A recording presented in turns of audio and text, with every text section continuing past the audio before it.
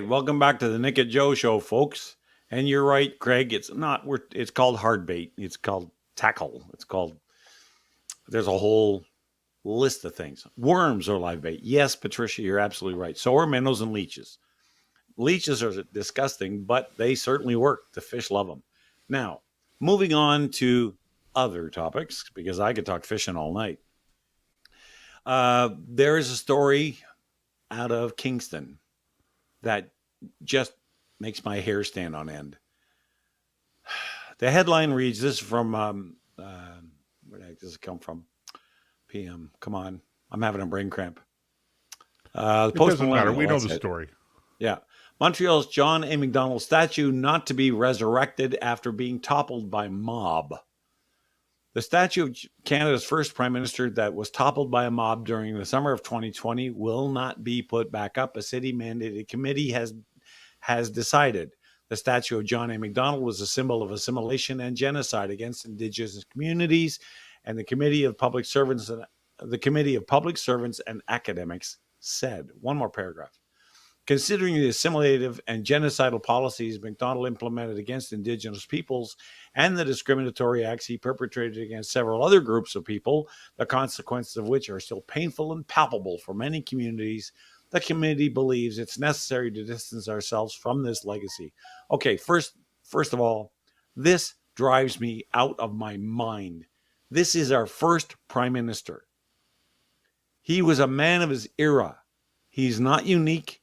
He did not go out of his way to take on these attitudes. Those were the attitudes that were prevalent during his time. And for us to sit here now and cast back and judge him based on modern standards is insane. If it was me on that committee, I'd be demanding they put the statue back twice as big as the one they took down.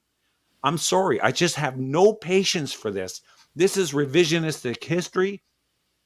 Was Sir John A. perfect? No. But show me the man who is, especially politicians, even in his day. Look, he was involved with scandals. There was something about railroad ties in his day that he got involved in a scandal with when building the CPR. I'm sorry. I have no time or use for this.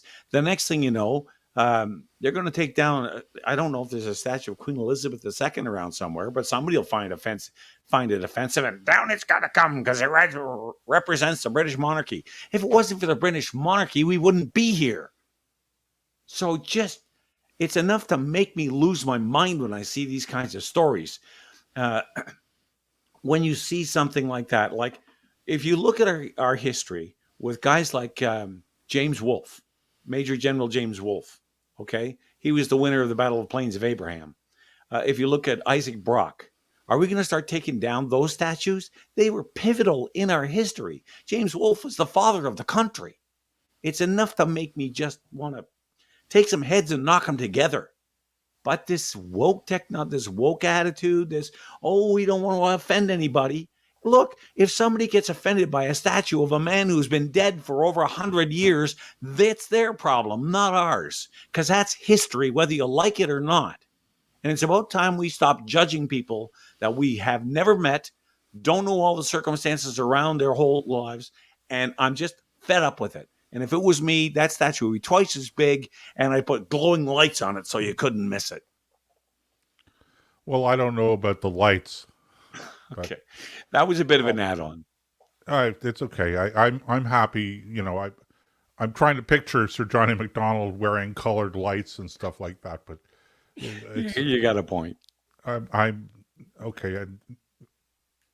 Forget what I've just talked about. It's not relevant. Listen, there are a few things. I have a few observations on this whole thing. The first thing is if you want to distance yourself from the legacy of a person, you have to have a knowledge about the legacy from which you're distancing yourself. And what these guys are doing is not distancing themselves from a legacy, okay? First and foremost, what they're trying to do is they're trying to eliminate any historical remembrance of that legacy. And there's a world of difference. So when you eliminate the person that you're distancing yourself from, there's no longer a legacy for you to distance yourself from, and the lesson that you're trying to impart, presumably, to other people is completely lost. So far better to have, and I'm not saying that this is my position with respect to Sir John A. Macdonald or any other of these historical figures, but if you truly believe that what Sir John A. did was as bad as you're making out, then it seems to me that it makes more sense to keep his statue up and to use it as a teaching thing. It's funny. Uh, as you know, I spent time in Germany, and when you're in Germany, there is no attempt to hide its historical past.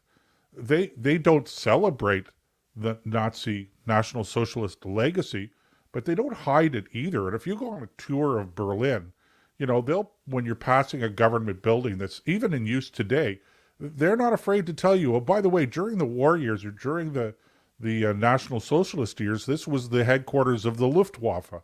And over there, that was the Gestapo headquarters, okay? And this is what they did there. And, and the best illustration of this is the Wolf's Lair. No, maybe that's not the Eagle's Nest, I should say, the Eagle's Nest. Yes, that's right. Which is up on the top of a mountain not far from Berchtesgaden. And it's now it's a tourist attraction. As it happens, they've turned it into a restaurant with an outdoor eating patio. Okay, but you go up there, you can't just go by yourself. You have to go by a special bus, and then you take an elevator up from up to the top. This was a birthday present to Hitler. Okay, the Great Hall in the building in the chateau, the mantle on the massive fireplace was a gift to Hitler from Mussolini. And they have plaques and they're telling people this is the history. You go to concentration camps. Dachau in Germany is still open. You go there. So they're not afraid of their history. Having that there, okay, doesn't mean that you're celebrating it. And in fact, what it does is it's an opportunity to teach. So I'm not equating Sir John A. Macdonald or any Canadian figure with anyone in the Nazi past. Don't get me wrong. I'm just saying that it's an example of how, if your goal is to teach people, then you don't eliminate and erase the historical figure.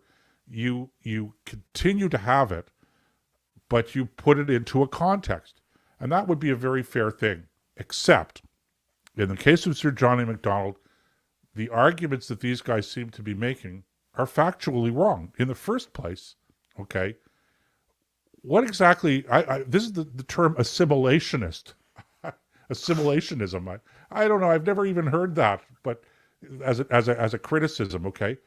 But Sir John A. Macdonald can't be accused of being an assimilationist when it comes to Indigenous peoples, because Sir John A. Macdonald was responsible for setting up reservations. And the reservations were, we call them reservations, but what they were was they were actual territories with boundaries that were negotiated between the Crown, the government, and Right. the First Nations.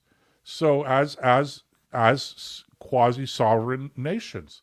So the idea was not of setting up reservations, was not for assimilation. It was quite the opposite. It was in order to provide a territory where these people could continue to live and live according to their culture, etc. That's the first thing.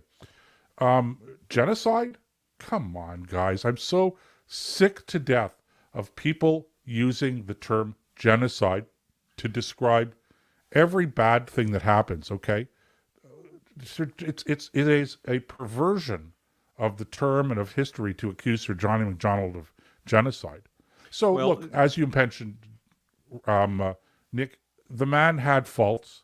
He wasn't perfect. He was a man of his time, probably used some bad language, some inappropriate language. But, the reality is that the indictment against him that's leveled by these people is just, it's not sustained by the historical evidence. And so, you want to have a debate about Sir John A. Macdonald? Fine, let's have a debate. but don't erase him Yeah. from history. But I It's think just that this is just part of, as several people in the chat room mentioned, that this is how they erase history. They if you take down the statue of our first prime minister, even if it stood there by itself, no one's ever going to, if it's gone, no one's ever going to walk by that and say, who is that? And then do a little exploring, because that's part of the reason for historical monuments, statues of our historical figures. If you know full well, down by the war memorial down in Ottawa, there's about 12 or 14 statues of different historical people cast in bronze. Everybody from Charles de Salaberry to Laura Secord to Tecumseh to all these different people cast in bronze, sitting there right in the heart of the city of Ottawa, and nobody's laid a finger on them. You know, are they going to take down Charles de Salaberry because he was, maybe there was something in his past somebody doesn't like today? or So just Gouda. this idea of repeating history, this is how it happens. And Patricia's quite right. This is how this kind of stuff happens: is they erase it, and then you can say anything you want to because nobody can fact check it, because you've revised it or removed it altogether. So Yeah, it's just one and word against another, and before long, the crowd that screams the loudest wins the argument. dare I make the observation that nobody's crying out for the removal of Goering's staff car from the War Museum. Yeah, funny that, huh? I thought that was Hitler's, but okay. Yeah, I think it was Goering's actually, but Hitler's or Goering's. The fact is, here is There's a whole the Nazi staff display car in of. there. Yeah, it's nobody's saying, "Oh my goodness, remove the swastika." That was a. I mean, how do you discuss? How do you teach people about the meaning of a swastika if you don't allow a swastika to be displayed somewhere? Now, I know what the people on the other side of this argument are going to come back and say, well, but we're not celebrating it. Okay, fair enough. But that's what we're talking about with the Nazis.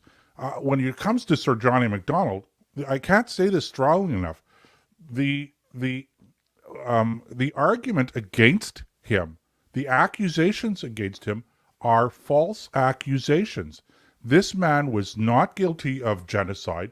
He was not guilty of trying to force First Nations or Indigenous people to assimilate. Okay, quite the opposite. And in fact, the funny thing is, it's one of those cases of you're damned if you do and you're damned if you don't. Okay, you either aid and abet in the assimilation by not allowing them to have their own territory and to preserve within which they preserve their own culture and their own political entity, etc., or you refuse to let them have that and you force them to assimilate. And if you do it one way, it's apartheid. If you do it another way, it's genocide. So you shrug your shoulders and go, well, how about we just have an agreement? And that's the thing that people just don't get, Nick. They've forgotten that these practices, including, with all due respect, including the residential schools, notwithstanding the fact that there were abuses that went on in a number of residential schools when they were up and operating.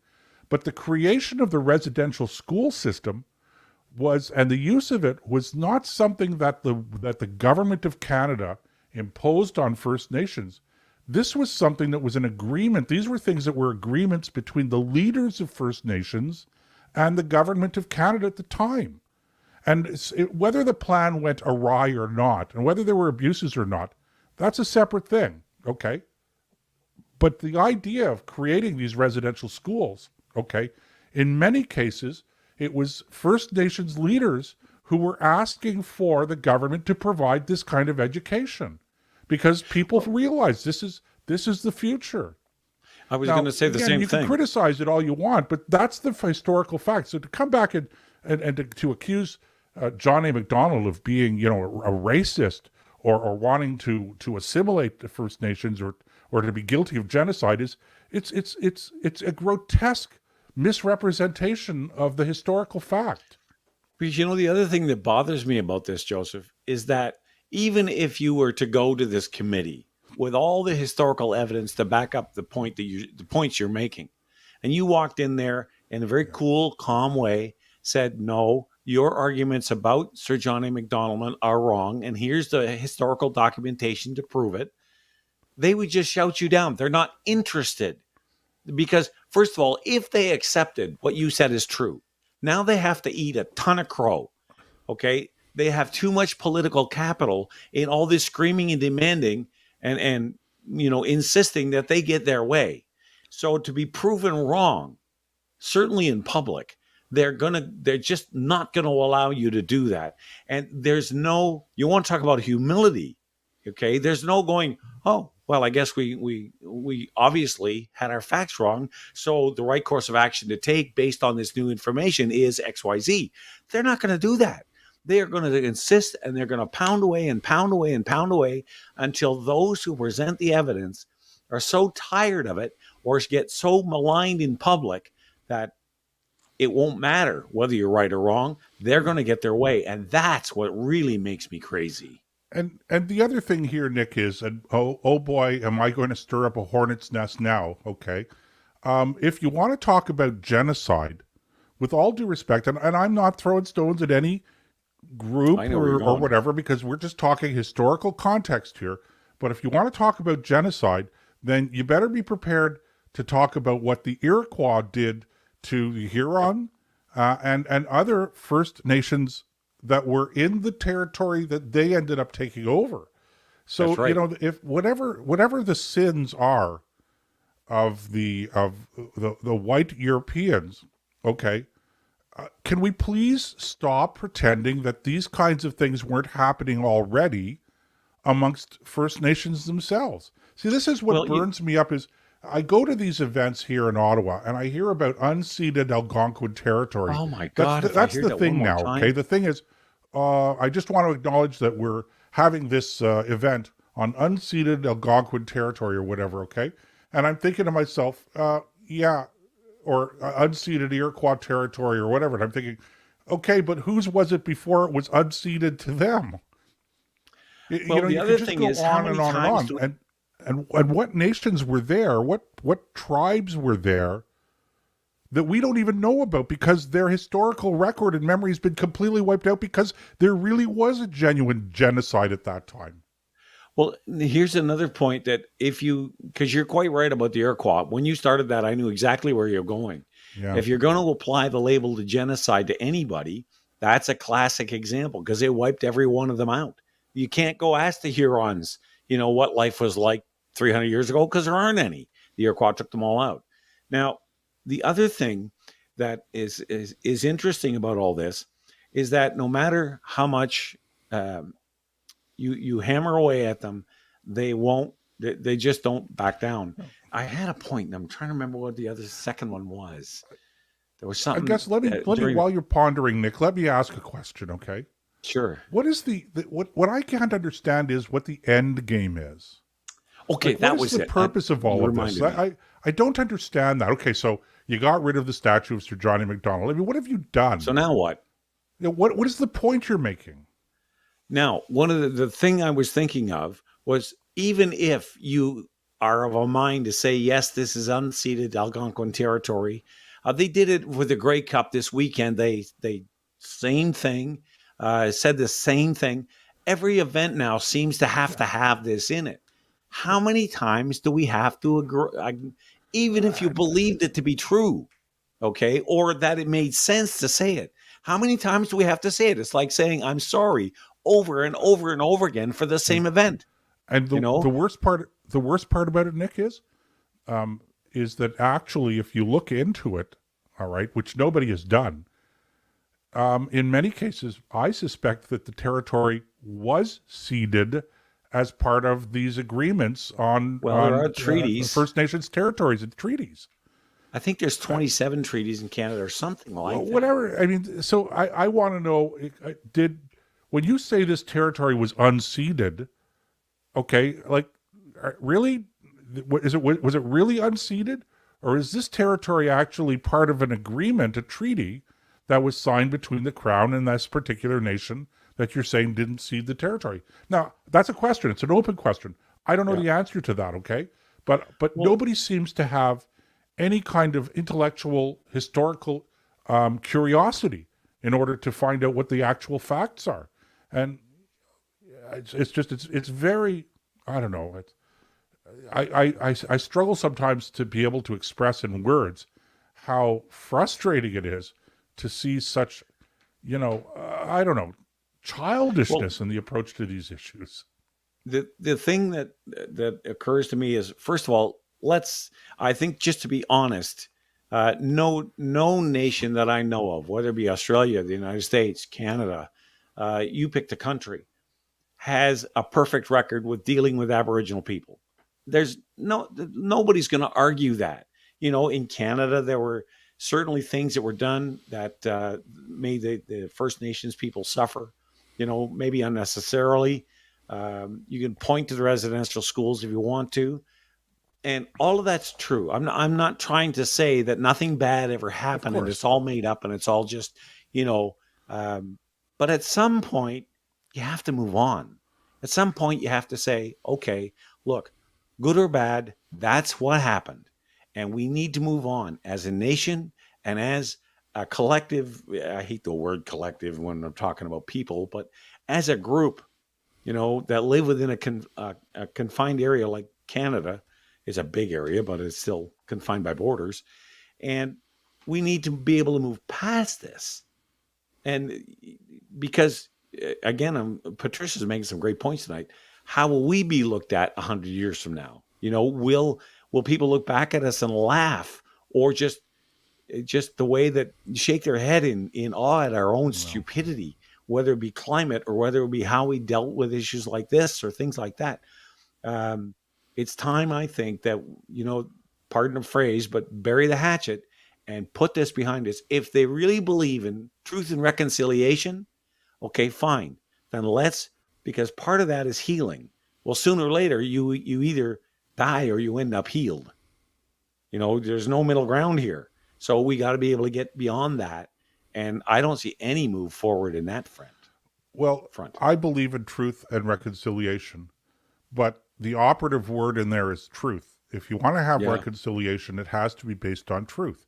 It has to be based not on the fact that some people feel bad about the historical record, and the truth is not being accurately represented here. Again, I'm not saying that Sir Johnny MacDonald was perfect.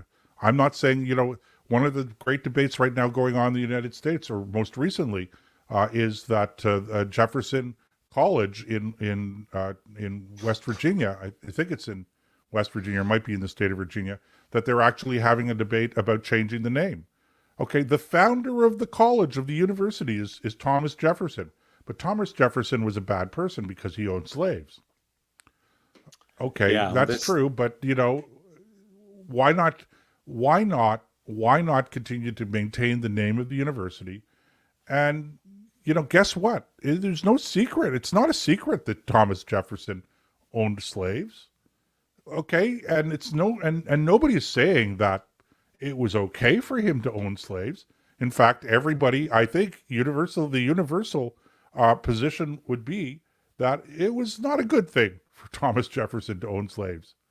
And so you see, you can honor what the person did, okay, or at least maintain the historical record without celebrating the bad points about this guy.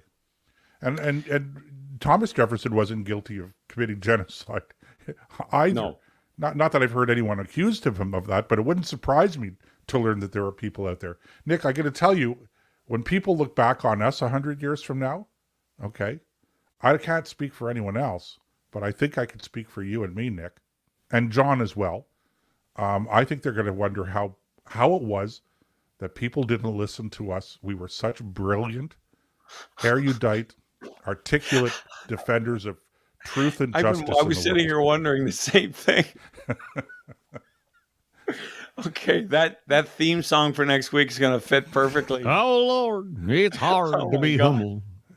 But Dear. Joseph, you're probably right, because sometimes I wake up and I think, am I the only sane person left on the planet? Because, oh I my good Lord, if it ain't one thing, it's another. I But I have decided, Nick, that somehow or other we're living in a parallel universe. I think so. I want to go back to the way it should be, not the way it is. Unfortunately, I don't have that machine, so I'm stuck Well, here. there it is. But anyway, look, yeah, Sir Johnny MacDonald's statue should be put back up. We should not be removing any of these things. The Confederate flag is representative of, switching down to, the United States. The Confederate flag is representative of many things. It is true that the Confederate States of America were pro-slavery and that they defended slavery during the Civil War. But it's also true that they were, for a short period of time, an independent country. Sorry to my American friends here who are going to say, "Oh, you're twisting history," but let's face facts. They declared their independence and what have you. And there's a whole historical context. So to say, well, we're not going to allow the Confederate flag, that's a very new thing. And it's the other thing that it does is it violates the principle of a reconciliation that occurred after the Civil War in the United States. So to all of a sudden come up with this idea that we're going to ban or Americans are going to ban the Confederate flag because Confederacy was pro-slavery. Again, I think it's just nonsense.